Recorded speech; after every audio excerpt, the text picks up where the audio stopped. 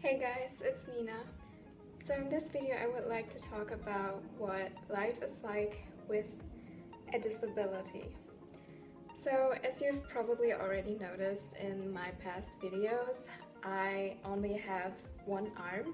So yeah, in this video I would like to talk about how it happened and how I'm living with it, how I'm dealing with it in my daily life, and also like the comments I've gotten on it. So if you're interested in that, just continue watching this video. So first things first, how did it happen? Well, as boring as it might sound, but I was born with it. So I've never known anything else but life with just one hand. So my parents actually didn't know that I was disabled until my actual birth, because back then the doctors they didn't really have the technique to always detect a disability like this, and so they didn't know. But yeah, they found out at birth and they were completely fine with it. I mean, I don't really think that as a parent you're immediately completely fine with it. I think there's a process of, coming to terms with it, but they did, and they raised me in a very loving way, and so yeah, here I am. When I was very young, my family and I moved to the US, to Maryland, because there was a special doctor that knew how to reconstruct fingers, if you will. So I didn't have these little fingers until I want to say I was about 2 years old. So we went to this special doctor, and yeah, he was able to reconstruct these fingers in, I believe, 7 to 9 surgeries. I don't want to lie, but I believe it was around that. So we stayed in the US for around 5 years, on and off. We went to the States for about 3 to 5 months. Then we went back to my home country. And after that, we went back to the US, and yeah, we did that for around 5 years. So they were actually able to make these fingers from bones from my right leg and also from my toes. So I have some pretty big scars there. I might insert a picture somewhere here. So yeah, also back then the surgeons weren't really able to make these scars look very visually appealing, so they do look a little bit not so pretty now, but I mean, it's life. And I think scars are also great because they tell stories. So in a way, I feel kind of blessed that my body tells a story, because that's really unusual. So growing up, I went to the same kindergarten, to the same elementary school, and then later to the same middle and high school as all the other kids. And yeah, I was doing pretty well. To be honest, since I have this disability from birth, I never really thought of myself as really different than all the other kids, because it's just all I've ever known that I don't really even think about it anymore. Like, I don't wake up every morning thinking, oh, I have a handicap, Like, you kind of start to forget about it. You kind of start to forget that you're different than the rest, and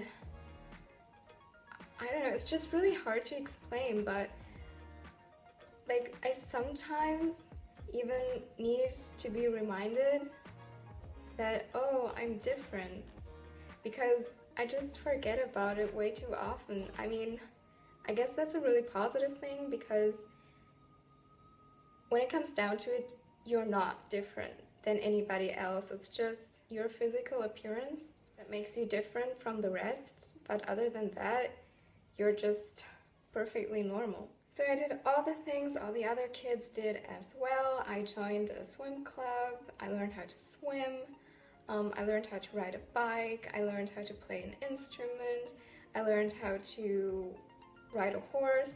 I loved horse riding when I was younger, and so I did horse riding for about 11 years or so. So a pretty long time. And yeah, I never had any issues whatsoever with, you know, the daily life. I can't recall anything that I wasn't able to do. Really nothing. There are only a couple of things that I can think of that I'm not able to do myself, such as it's really difficult for me to do my own hair. So if I want to put it up in a ponytail or in a bun, or if I want to braid it, I can do it by myself, but I'm not very good at it. So at this moment, my lovely mom helps me with that. But I will be moving out very soon, in about 2 to 4 months. So yeah, I'm really not sure what I will do then, but I guess we shall see. So yeah, that's one thing. Then I do also struggle with putting on necklaces. I used to not know how to put in earrings as well, but I've now figured out how to do that, so I'm pretty happy about that.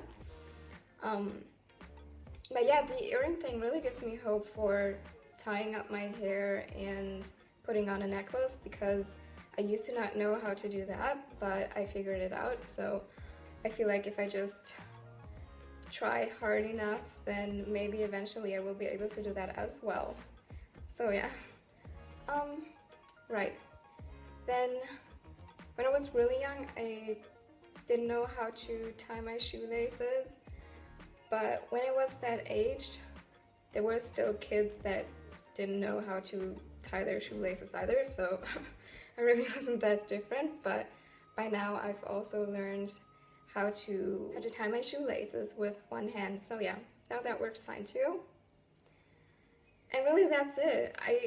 I absolutely can't think of anything else that I would struggle with. No.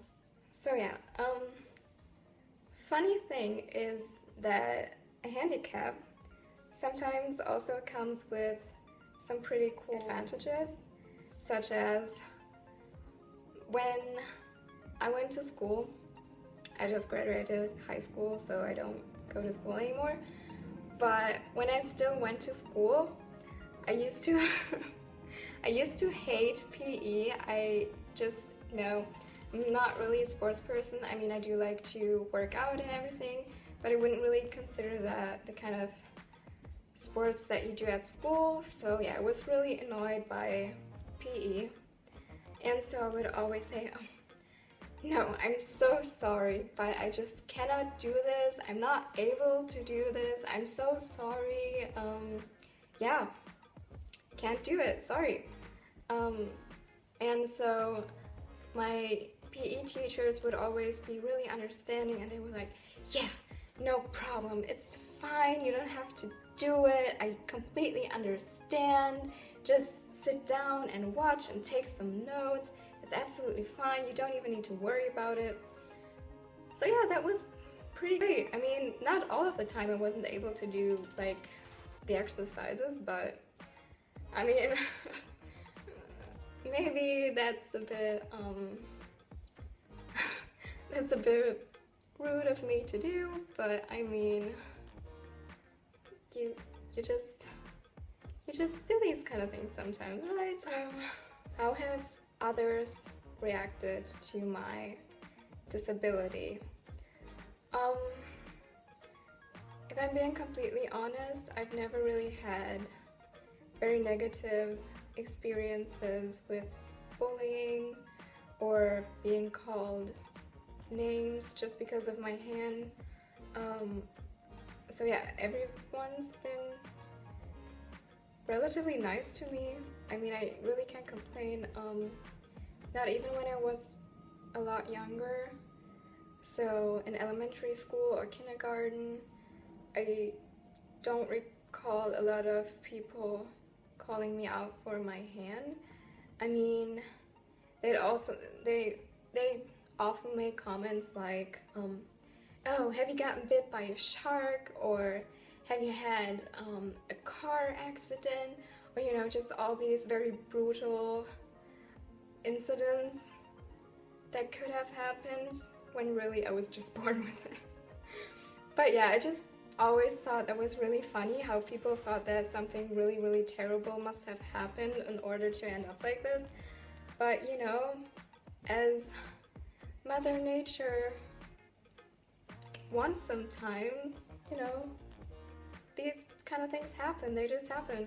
But yeah, I just always thought that was super, super funny. So I always got a great laugh out of that. So another big thing is going out in public. Whenever I'm out in public, either alone or with friends or with my family, I usually always get stared at. People just always look at me, they always turn around to look at me, they look at my hand and then at my face, but I've really gotten used to that, and I'm completely fine with it because I just think it's very natural. People are just curious. They don't even want to hurt you or anything. They're just curious of you being different. So yeah, I'm really fine with that. And if I'm completely honest, if I see somebody on the street that might be a little bit different, I do look as well. So I'm guilty of it, and everybody's pretty much guilty of it. So yeah. But the funny thing is that people always tell you not to stare, which obviously you shouldn't stare at, like you shouldn't stare at somebody for like a long while. You shouldn't do that.